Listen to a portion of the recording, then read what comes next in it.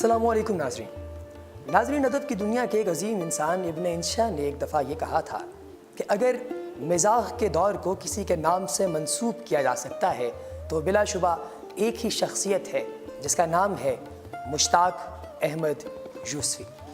مشتاق احمد یوسفی ایک ایسی عظیم شخصیت تھی جو کہ کل یعنی 20 جون 2018 کو خالق حقیقی سے جا ملے، اور ڈاکٹر ظہیر فتح پوری کے بقول آپ نے کہا کہ ہم مزاح کے عہد یوسفی میں زندہ ہیں، وہ کل یعنی 20 جون 2018 کو اختتام پذیر ہوا۔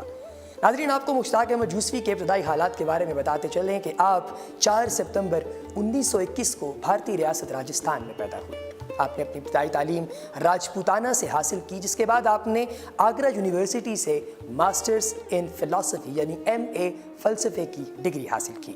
اس کے بعد آپ علی گڑھ مسلم یونیورسٹی چلے گئے، جہاں سے آپ نے لاء کی ڈگری یعنی LLB کی ڈگری حاصل کی۔ جب برصغیر پاک و ہند جو ہے وہ تقسیم ہوا تو آپ ہندوستان سے پاکستان کے شہر کراچی تشریف لے آئے اور اپنی آخری سانس تک آپ کراچی میں رہے۔ آپ نے 1950 میں مسلم کمرشل بینک یعنی MCB جوائن کیا اور پھر اپنی پروموشنز کرواتے ہوئے جنرل مینیجر کے عہدے پر فائز ہوئے۔ آپ نے 1965 میں الائٹ بینک جوائن کیا۔ جب آپ نے الائٹ بینک جوائن کیا تو آپ ڈائریکٹ مینیجنگ ڈائریکٹر وہاں پہ جا کر جو ہے آپ تعینات ہوئے، اور 1977 میں پاکستان بینکنگ کونسل کے آپ چیف لگے۔ آپ کی اگر ہم بات کریں کہ آپ نے کس طریقے سے مزاح کی دنیا میں اپنا نام پیدا کیا، تو فرائڈ کے مطابق سینس ان نان سینس دراصل مزاح ہے، اور لوگ یہاں پر مزاح کو مذاق سمجھ لیتے ہیں، ہمارے دور جدید کے نامور شاعر انور مسعود صاحب کے بقول۔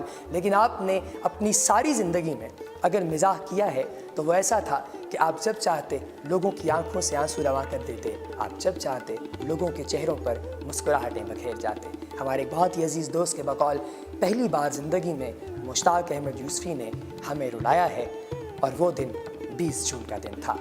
ناظرین، آپ کی کتابوں کی اگر بات کی جائے کہ آپ نے کون کون سی کتب کب تحریر کی، تو 1961 میں آپ کی پہلی کتاب چراغ تلے منظر عام پر آئی، جس سے بے شمار شہراء پاک شہریت آپ کو حاصل ہوئی، اور دنیا میں جہاں کہیں اردو زبان پڑھی، سنی یا لکھی جاتی ہے، وہاں کے لوگ آپ کے نام سے آشنا ہو گئے۔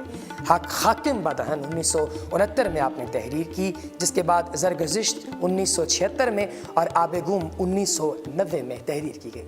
ہمارے کچھ دوستوں کے بقول ڈان میں ایک سٹوری بھی چھپی ایک نجی اخبار میں، جس کے مطابق یہ کہا گیا کہ شام شعر یاراں جو کہ 2014 میں ریلیز ہوئی، یہ کتاب جو ہے یہ بہت حد تک مشتاق احمد یوسفی صاحب کے پڑھنے والوں کو مایوس کر رہی تھی، لیکن اس کی بنیادی وجہ یہ ہرگز نہیں تھی کہ یہ مشتاق صاحب کی ایک نئی اور جدید تخلیق تھی، بلکہ کچھ لوگوں کا یہ کہنا ہے کہ یہ ایڈیٹرز نے اور ان لوگوں نے جنہوں نے اس کتاب کی اشاعت کی ہے، انہوں نے ملی بھگت سے آپ کے بچوں کو ایک رقم جو ہے چند جو ہے پیسے دے کے وہ ان سے لے لی، حاصل کر لی، اور کچھ لوگوں کا اس سے متضاد خیال بھی ہے، لیکن یہ سب جو ہے وہ ہم ایڈیٹر کی سٹوری کی بنیاد پر یہ بات کر رہے ہیں۔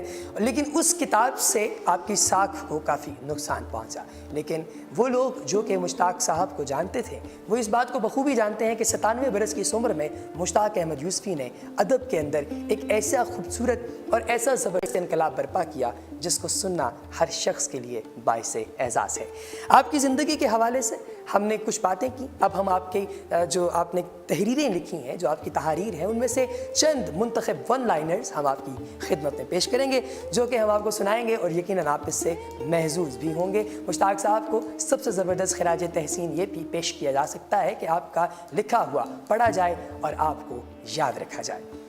آپ لکھتے ہیں کہ مرد کی آنکھ اور عورت کی زبان کا دم سب سے آخر میں نکلتا ہے، لفظوں کی جنگ میں فتح کسی فریق کی بھی ہو، شہید ہمیشہ سچائی ہوتی ہے۔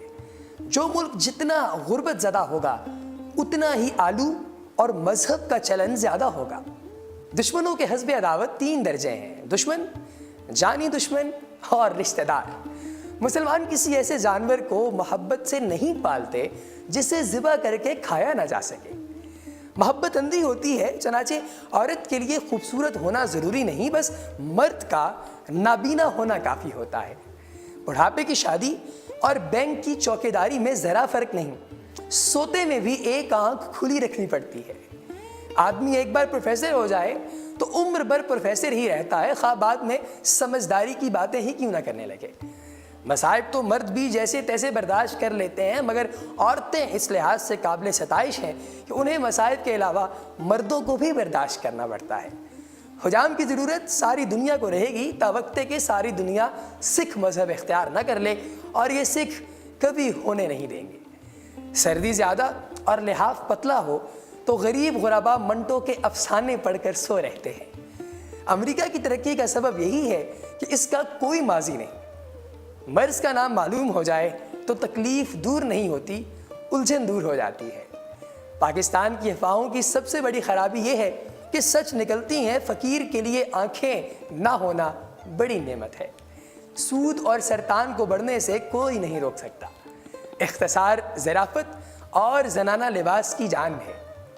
بدصورت انگریز عورت نایاب ہے، بڑی مشکل سے نظر آتی ہے، یعنی 1000 میں سے ایک پاکستانی اور ہندوستانی اس سے شادی کرتا ہے۔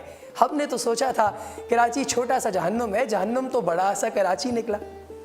اپنے ہم عمر بڈھوں سے محض ہاتھ ملانے سے آدمی کی زندگی ہر مسافے کے بعد 1 سال گھٹ جاتی ہے۔ آپ راشی، زانی اور شرابی کو ہمیشہ خوش اخلاق، ملنسار اور میٹھا پائیں گے، کیونکہ وہ نخوت، سخت گیری اور بد مزاجی افورڈ ہی نہیں کر سکتا۔ گالی، گنتی، سرگوشی اور گندا لطیفہ اپنی مادری زبان میں ہی مزہ دیتا ہے۔ ناظرین، یہ تھے چند ون لائنرز جن کو سن کے یقیناً آپ کے چہرے پر مسکراہٹ آئی ہوگی، مگر مشتاق نہیں رہے۔